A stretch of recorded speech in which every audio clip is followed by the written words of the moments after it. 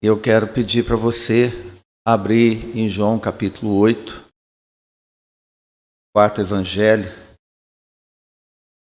na altura do verso 12, do 1 ao 12, trata-se da mulher que foi apanhada em pecado, e gente para acusar e para julgar não faltou, mas logo depois Jesus emendou uma conversa e nós vamos ver, na verdade nós vamos estar centrados no verso 12.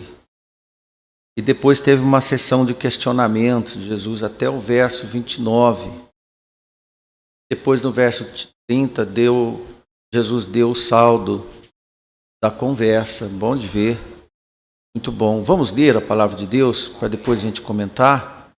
Nós vamos ler o verso 12 até o 19, depois nós vamos pular para o 30. Explico por quê. Pode ser? Com toda a reverência, agradecer você que está nas redes nos assistindo.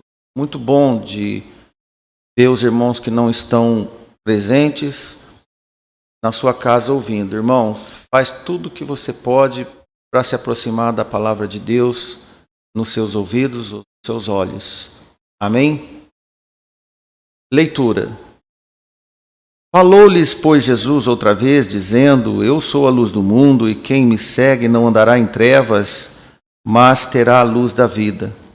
Disseram-lhe, pois, os fariseus: Tu testifica de ti mesmo, teu testemunho não é verdadeiro. Respondeu Jesus e disse-lhes: Ainda que eu testifico de mim mesmo, o meu testemunho é verdadeiro, porque sei de onde vim e para onde vou. Mas vós não sabeis de onde venho, nem para onde vou.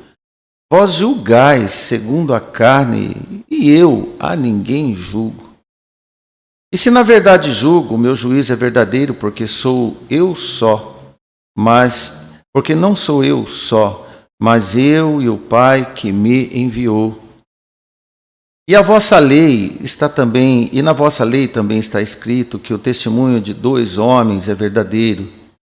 Eu sou o que testifico de mim mesmo, e de mim também testifica o meu Pai que me enviou. Formou 2, Jesus e o Pai. Disseram-lhe, pois: Onde é que está o seu Pai? Jesus respondeu: Não me conheceis a mim, nem a meu Pai. Se vós me conhecesses a mim, também conhecerias meu Pai. E a conversa paralela com eles continua até o versículo 29, é uma sessão de questionamentos. Depois a gente pode ler melhor, mas eu quero apelar para os irmãos, migrar agora para o versículo 30.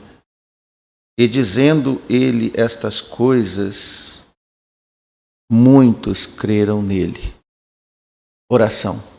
Senhor nosso Deus e Pai, queremos nesse momento te dar toda a honra e glória, e que a adoração constante possa estar durante todos os dias da nossa vida. Nós pedimos pelos irmãos em viagem, pelos enfermos, especialmente nesta noite pela nossa amada irmã Vanessa. Pedimos também para aqueles que estão com outras enfermidades, e queremos agradecer por tudo que o Senhor tem nos feito. Sabemos que nós não somos merecedores, que nós precisamos de tudo, e o Senhor nos deu o necessário para nos dar a vida eterna. Em nome de Jesus, nós queremos te agradecer. Amém. Irmãos, Jesus estava declarando aos homens que Ele é a luz do mundo. Mas como vocês podem ver, eles não estavam acreditando, não estavam interessados e não queriam se interessar. Isso é comum nas pessoas. Mas Jesus não parou. Gentilmente, Ele responde a todos os questionamentos, por mais imbecis que fossem. Ele respondia, sem alterar a voz, passivamente. Ele estava pregando o evangelho para todos que ouviam. Acontece que quando Jesus estava sendo questionado por provocadores, existiam pessoas que estavam ouvindo e não eram provocadores, estavam em silêncio e tiraram a conclusão de que Jesus realmente é o Salvador. E é isso. E precisamos de atentar cada vez mais nas nossas vidas sobre o nosso Senhor. Com estas palavras de Jesus, e ele não estava fazendo um sermão, ele estava sendo questionado das suas atividades, da sua personalidade, e essas pessoas estavam com uma terrível segunda intenção, que era levá-lo à crucificação, à condenação e à crucificação. Nesta conversa tudo é velado. Jesus sabia qual era a intenção deles, mas Jesus também sabia quem estava ouvindo ele.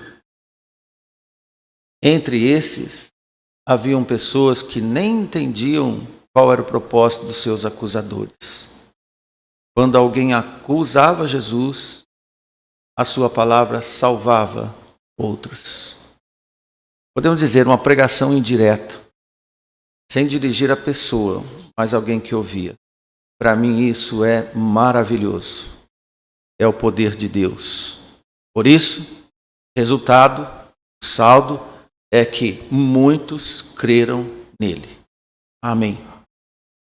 E hoje, nós esperamos que a repetição das mesmas palavras de Jesus, pelo mesmo Espírito de Jesus, possa despertar em cada coração, no seu coração que está aqui conosco, que está nos ouvindo, como os muitos que estavam para ouvir Jesus. Embora Jesus pregou o seu evangelho, poucos são os que deram atenção à sua mensagem. Nesse discurso que nós vemos parte dele, Jesus justifica a sua doutrina da salvação.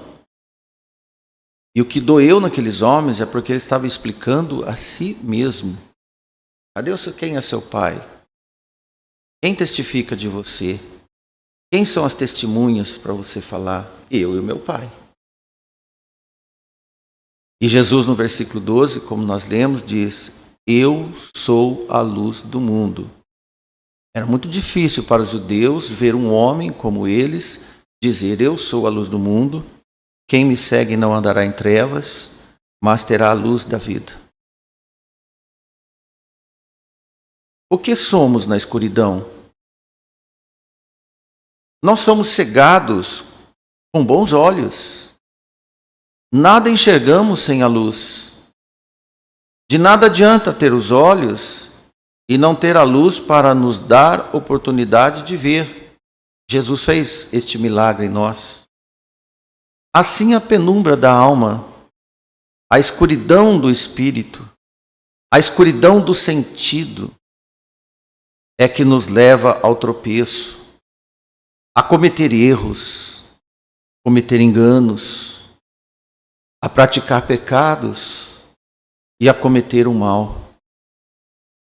Quando não enxergamos, cometemos pecados naturais dos cegos. A ignorância toma posse. Vivem em pecados como se não houvesse pecados. Dolorido. Viver em pecado como se não houvesse pecado. O mundo está assim. Eles fazem tudo o que querem, sem peso de consciência nem culpa, porque não querem ouvir Jesus falar. Não querem. Os pregadores estão espalhados pelo mundo. São poucos, na verdade, porque a seara é grande, mas poucos são os ceifeiros. Quando aparece um, deve ouvir, deve prestar atenção. Como pregou o profeta Isaías, lá atrás, antes desse fato. Isaías 42, 16. Olha o que Isaías diz ao povo: e guiarei os cegos pelo caminho que nunca conheceram. Lhes farei caminhar pelas veredas que nunca conheceram. tornarei as trevas em luz perante eles, e as coisas tortas farei direitas. Essas coisas lhes farei e nunca os desampararei. Jesus conserta tudo. Jesus dá jeito em tudo. Qual é o seu problema? O que você precisa? Assim que o Senhor quer nos ver. Qual a sua aflição? O que está acontecendo nessas trevas? Precisa de luz? Tem luz aqui. Jesus apareceu, clareou tudo. E Isaías profetizou que Jesus endireitaria os caminhos dos homens. E isto aconteceu. Andando no mundo como estamos, tão escuro e obscuro pelo mal, não precisa de ir longe para ver o mal. Em qualquer lugar tem maldade, a partir do coração do homem. E a exposição do coração, ela se alastra cada vez mais. Mas Jesus veio para trazer luz do esclarecimento do que é pecado e do que não é pecado, do que é certo e do que é errado. É assim. Ele mesmo é a luz que ilumina. Ele é o nosso grande iluminador, que salva e resgata aqueles que o buscam de todo o coração. E para ter essa luz, ele mesmo indica o que fazer, centrado no verso 12. Quem me segue não andará em trevas. Olha, quem me segue não andará em trevas. Jesus estava dizendo que a única maneira é seguir Jesus. De forma que os que andam com Jesus não tropeçam no mundo que vivem e não é de Jesus. Nós não andamos mais tropeçando, porque o Senhor clareou o nosso caminho. E nem mais dos seus seguidores crentes tropeçam. Os que não têm Jesus estão em trevas, não enxergam Jesus, e por isso tropeçam e tropeçam, tropeçam e tropeçam até em Jesus. Paulo escreveu à igreja de Roma, 9:33, como está escrito: eis que ponho em Sião uma pedra de tropeço, uma rocha de escândalo, e todo aquele que crer nela não será confundido. Olha, pedra de escândalo, pedra de tropeço, não era pedra pequena. Em pedra pequena não se tropeça, mas em pedra grande só tropeça quem não enxerga, não é? E aí está. Lá em Sião, lá em Jerusalém, os judeus tropeçaram feio na rocha. Acabamos de ler. E não cansaram de tropeçar, eram todos esfolados, mas não deixavam de tropeçar. Preferiram viver em tropeço do que viver na luz de Jesus. E essa rocha trouxe escândalo para eles. Mas os que creram tornaram-se esclarecidos e a luz raiou nos crentes. Entenderam que Jesus é o Messias, que ele era aquele realmente que havia de chegar, como, por exemplo, dentre tantos, Ana e Simeão. Ana era uma idosa de 84 anos, Simeão recebeu uma revelação que ele não ia morrer antes de ver Jesus, e um dia nasceu um menino. E eles entenderam que aquele menino era o Messias. Enxergaram e creram no menino como redentor. Impressionante a atitude de Ana e Simeão. Olha só, dois, um homem e uma idosa viúva, creram no menino nascido, regozijaram no templo, deram glória a Deus pelo menino nascido, sem ele ainda fazer uma coisa ou outra a não ser mamar e chorar. Como alguém pode crer no menino Deus só chorando e amamentando, se não for pelo Espírito de Deus? Como alguém pode crer em Jesus homem, com a mesma característica nossa, se não for pelo Espírito de Deus? Quem não crê num homem, também não crê no menino. Ana e Simeão, se tivesse visto Jesus adulto, também creriam em Jesus. Amém? Isso é formidável para nós.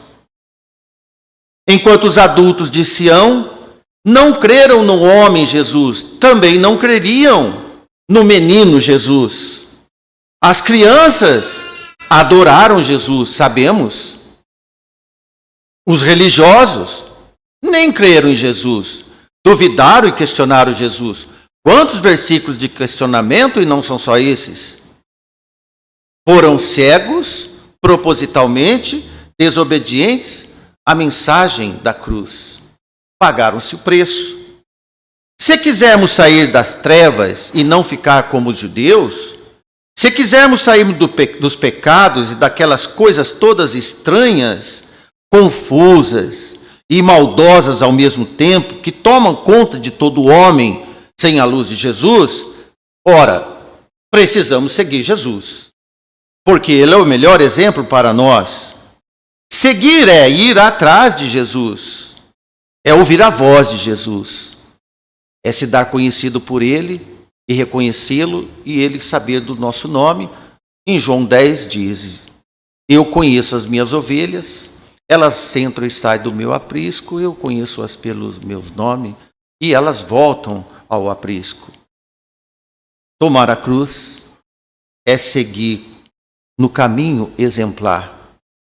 Chamada geral, convocação aberta, disse Jesus em Lucas 9:23, quando ele diz a todos, dizia isto a todos, não a alguns. Se alguém quer vir após mim, negue-se a si mesmo, tome cada dia a sua cruz e siga-me. Amém, irmãos? Não é novidade Jesus pedir para segui-lo. Nós acabamos de ler no verso 12, quem me segue não andará em trevas. Ele chama a todos, mas cada um toma a sua responsabilidade. Jesus não chamaria todos para impedir alguns ou muitos. Muito estranho. Muitas vezes temos dúvidas, sombras e questionamentos que parecem não ter soluções, mas eles têm que acabar, porque senão nós vamos questionar Jesus como aqueles homens questionaram. E foram questionamentos infindos, sem fim. Um dia questionamos Jesus, mas depois aceitamos Jesus. Agora nós não questionamos mais Jesus, nós seguimos Jesus. É diferente. Tem os que questionam, duvidam dele, tem aqueles que creem. E os que creem, seguem. Amém? Olha, quando não parece mais solução, não tem como resolver, mas se nos colocamos diante do amor e da misericórdia dele, e quisermos realmente ser guiados por ele, ele vai nos guiar, vai nos dirigir os nossos passos, vai nos iluminar e direcionar-nos para o caminho certo, do jeito certo, andando corretamente. Amém. Esses são os justos. Não que nós batemos no peito para dizer, nós somos justos. O Senhor olha do céu e diz, esses são os meus justos, porque quem nos justifica é Ele. Eu não justifico a mim, porque quando eu olho para mim, eu sou um desastre. Eu me confundo todo. Mas quando eu olho para Jesus, eu vejo uma luz. E quando Ele olha para mim, Ele vê um justo. Amém. É o que eu precisava na minha vida. É o que a igreja prega para você. Tirar esses embaralhamentos da vida e ser claro na vida. Ser objetivo, viver em paz, ter alegria, ter contentamento em todas as aflições e problemas que doravante vêm para nós. Qual é o problema dos problemas? Qual é a dificuldade tanta das aflições se Jesus nos socorre? E nós estamos vivos. Ninguém está desesperado nesta igreja. Ninguém está confuso e não deve estar nessa igreja. Podemos ter tristezas, choros, mas estamos no Senhor. O importante não é a nossa emoção. O mais importante é a nossa convicção. Tenha direção nas suas convicções e não nas nossas emoções. De forma, meus irmãos, nós não queremos mais voltar ao tempo da ignorância. Não pegamos o arado para olhar para trás, para ser indigno de tudo que Ele fez por nós. Pois a luz de Deus é a nossa salvação. Uma verdade é certa. Jesus não está a serviço do orgulho, da soberba, do egoísmo, das vaidades e nem das pretensões humanas, sejam elas quais forem. Isso é coisa de cegos que andam em trevas. Ah, meu irmão, as pretensões, a soberba, o egoísmo é coisa de cego. É coisa de quem tropeça. O orgulho é coisa de quem tropeça. Olhos altivos é coisa de quem tropeça. Nós não precisamos desses argumentos dos homens para sobreviver entre os homens. Nós precisamos de Jesus que cuida de nós entre os homens. O simples Ele cuida. Devemos ser realmente simples. Então, nenhum de nós precisa voltar aos tempos das trevas, mas se caminhamos é porque não damos direção de outra vida a não ser com Jesus. Irmãos, quanto aos homens de Israel, que questionaram mais do que se deixaram questionar, quem tem que nos questionar é o Senhor. Não nós levarmos questionamento para Ele. Aí sim, eles se perderam porque não se deixaram salvar. Ficaram cegos porque não se deixaram iluminar por Jesus. Simplesmente não abriram seus corações para a luz raiar nos seus destinos. Muito triste, mas aconteceu. Não ficamos cegos também. Não podemos visualizar os erros dos judeus e vivermos ignorantes como eles foram. Se o exemplo deles não desperta a igreja e não desperta você, olha, que desculpa outra alguém pode arrumar para não entregar a sua direção a Jesus? Repetimos para você o que Jesus pregou para os seus concidadãos? Você é o nosso mais próximo. E Jesus estava em Sião, pregando para os mais próximos. Então você ouve a pregação de Jesus através da igreja de Jesus. Agora, você pode se comportar como dois públicos, um que ouve Jesus e aceita a palavra de Jesus, ou como aqueles que questionaram Jesus. Digo para você que nos ouve, você que ainda não entregou o caminho ao Senhor, você vai passar a vida toda questionando Jesus e vai viver tropeçando sempre. E ele vai ser uma pedra de escândalo para você, de tropeço. E por fim, você não vai ter paz na vida. Não vai ter refrigério. Esta é a igreja pregadora de Jesus. E amém. Assim como Jesus pregou em Jerusalém, pregou na Judéia, pregou em Samaria, pregou na Galiléia e fora da sua nação, chegou aos seus ouvidos as mesmas palavras de Jesus. Neste capítulo, Jesus se revela como a luz do mundo. Este é o lembrete daquele falado por Jesus, de Jesus, nas palavras de Isaías, quando lemos 9:2, Isaías.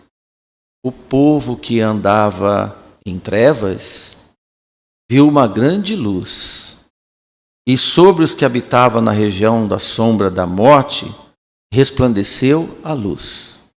Disse o profeta Isaías. Essa declaração de Jesus como a luz do mundo, a luz que raiou, uma grande luz, a luz da vida, é seguida por discussões nas quais Jesus se revela mais e mais de si mesmo, levando a sua declaração de si como eu sou. Como resultado de que ele ficou sob ameaça de apedrejamento, por suas fortes reivindicações de ser o Salvador do mundo, preço alto, não é, irmãos? Preço muito alto. As afrontas de Jesus foram constantes. Vimos apenas um momento de palavras. Teve ações físicas também. E aí, irmãos, ameaçado, constrangido, ele foi bem antes da cruz, constrangido, ameaçado. Ante a cruz, ele foi constrangido, ameaçado e açoitado. E durante a cruz, foi transpassado, até entregar seu espírito por causa de você, por causa de todos nós. O custo do sofrimento foi constante, mas o seu amor é eterno. Não mais acontece porque ele voltou de onde veio. Está à destra do Pai. Quanto mais sofreu, mais brilhou entre nós. Quanto mais falam mais do justo, mais aparece a sua justiça. Não é assim?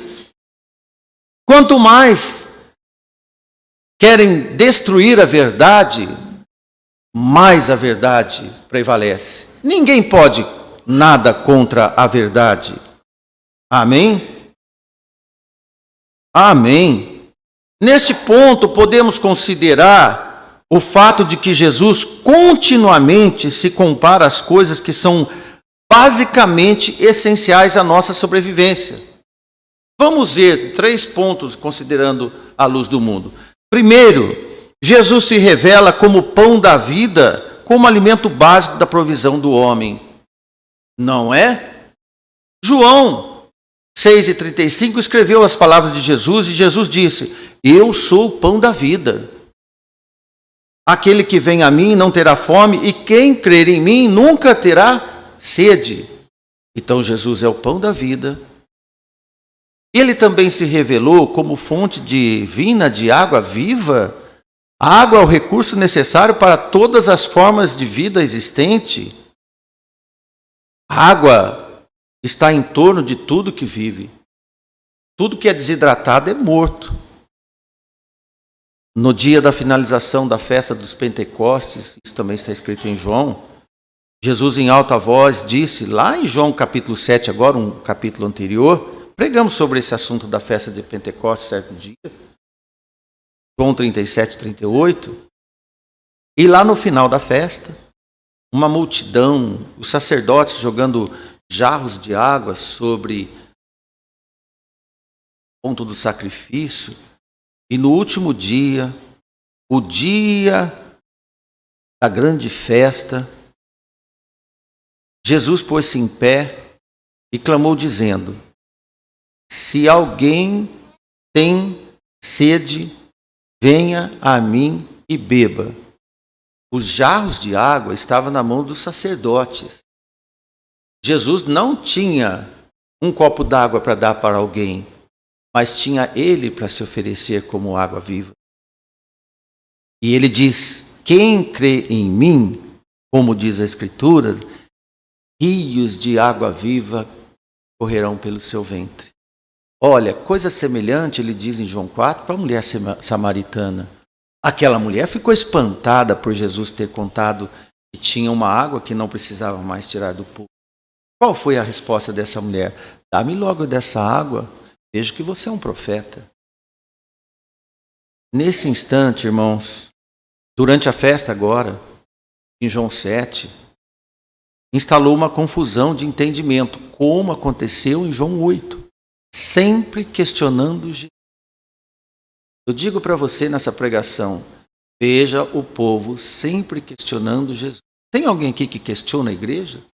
Tem alguém que questiona as pregações? Tem alguém que questiona Jesus? Então veja, é comum questionar Jesus. É comum questionar os crentes.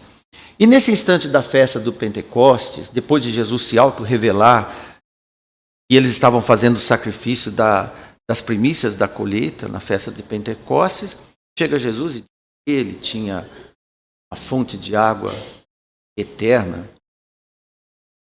Então instalou-se uma confusão e no versículo 40 disseram: verdadeiramente este é o profeta. O que nós lemos no versículo 30 de João 8, muitos creram em Jesus. E aqui na festa de Pentecostes, alguns, olhando todo o cenário, ele era conhecido. Aliás, irmãos, Jesus tinha dito antes que não ia nessa festa. E depois esperaram Jesus na festa. E Jesus apareceu no fim da festa. Alguém aqui já apareceu no fim da festa? Jesus apareceu no fim da festa de Pentecostes para dizer essas coisas. O que aconteceu? Confusão. Jesus atrapalhou a festa dos judeus, mas ganhou alma para Deus. Não tenha medo de atrapalhar a festa dos homens. Ganhe almas para Jesus. Amém? E Jesus atrapalhou a festa, mas muitos disseram verdadeiramente é o profeta.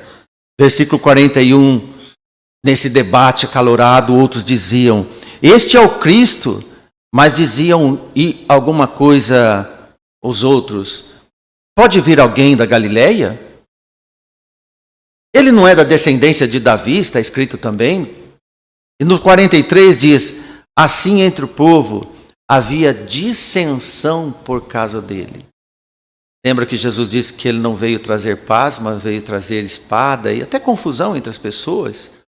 Mas nesse momento todo, em Jesus estragando festa, em Jesus dizendo eu sou o Salvador, no capítulo 8, Jesus estraga todas as referências dos homens e ele coloca a sua luz, o caminho. Aqui como água, depois no capítulo 6 como o pão da vida, 6 o pão da vida, 7 Jesus é a água, né? E no capítulo 8 Jesus é a luz da vida.